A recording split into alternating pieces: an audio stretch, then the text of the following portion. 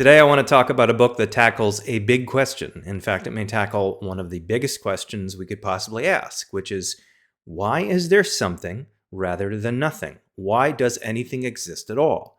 And the title of the book is entirely appropriate to that question because it's called, Why Does the World Exist? And it's written by a fellow named Jim Holt, a science writer and a contributor to The New Yorker, The New York Times, The Wall Street Journal, New York Review of Books, and many other publications. This is actually not the first time that I have encountered or read this book. I first came across it about 10 years ago, and I read it in a very different frame of mind than what I have today. Back then, I thought it was amusing, but a little scattershot, and for those reasons, kind of unsatisfying. But the book also didn't leave my mind. I kept thinking about it over and over again over the course of the next decade. And so I came back to it, and I reread it in a new frame of mind, and I realized the book was actually a lot better than I had originally given it credit for. Because the book is not really about the question, why does the world exist? That is just the arena for what to my mind is actually a somewhat more interesting question, which is, how do people tackle a problem that big and that sprawling? It's about how people approach an idea that big and intimidating and all the different ways that it could be analyzed and examined and argued about. And I think that makes it a much more interesting book than if they had actually tried to come up with a definitive answer with a capital A. So the book's divided into about 3 different kinds of chapters. The first is interviews with people who have specific perspectives and specific technical expertise in the subject. Scientists like Adolf Grunbaum, or physicists like David Deutsch, or cosmologists like John Leslie, philosophers like Richard Swinburne, or just brainy people in general, like the author John Updike. And in fact, the interview with Updike in the book was conducted only a few months before he died.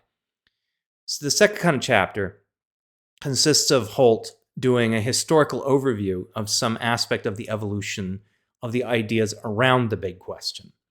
And the third kind of chapter are interludes. They're basically musings on some particular aspect of the ideas, and plus some travelogue type stuff that for me is actually the least effective part. It adds color and it's amusing, but it doesn't really add to the central flavor of the book's multifaceted approach.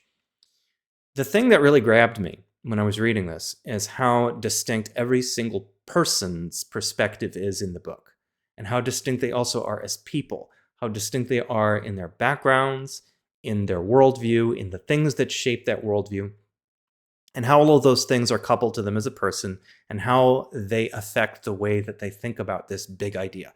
Like Adolf Grunbaum, for instance. He kind of finds the whole question to be silly. He thinks that it's a non-question. He doesn't think there's any real merit in asking why the universe exists. It's just better to accept a priori that it exists and get on with other business.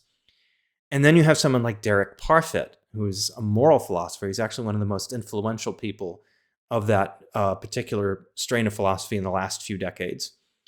And his take on it is that he thinks the observations that we can make of the way the universe works can only take us part way to such an answer. And then the rest of it is going to be based entirely on our reasoning and our inspiration.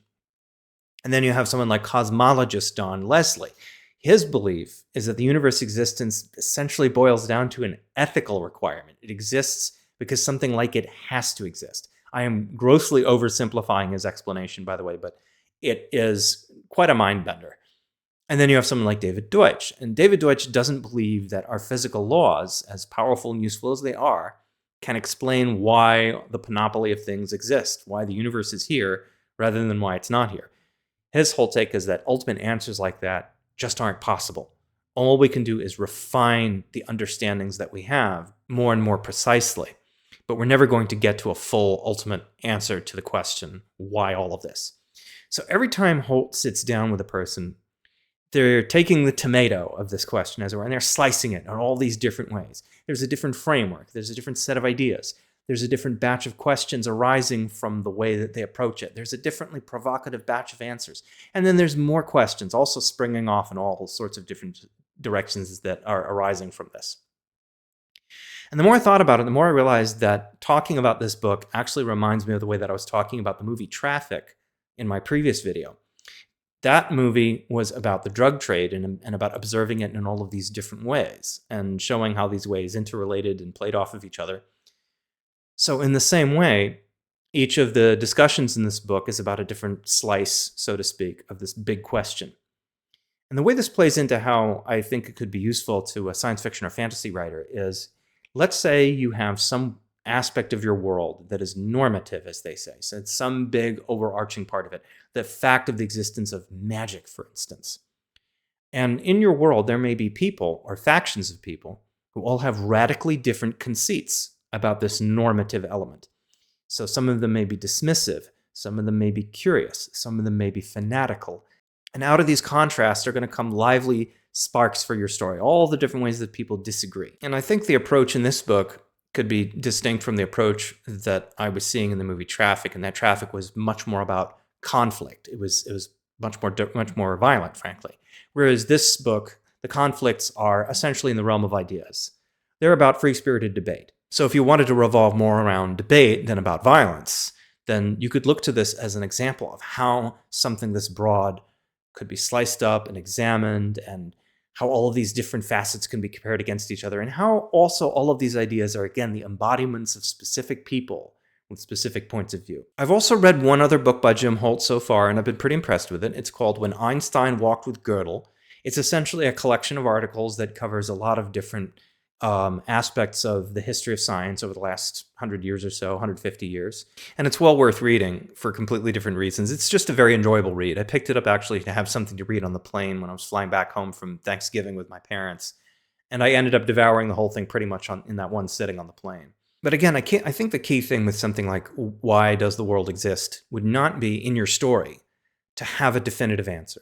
It would be to explore how the answer is being explored. It would be to look at how people are trying to get to an answer, or at the very least, trying to narrow down the range of ways that the question could be examined in a way that would be productive. So once again, the book is Why Does the World Exist by Jim Holt. It's available both digitally and in print editions. They're pretty much interchangeable. Pick whichever one you find most satisfying and see what you get out of it, because I had a really wonderful time reading this, especially the second time around when I was bringing to it a somewhat more open mind and a somewhat different set of expectations. Don't expect to get an answer, but do expect to get a great journey. See you around.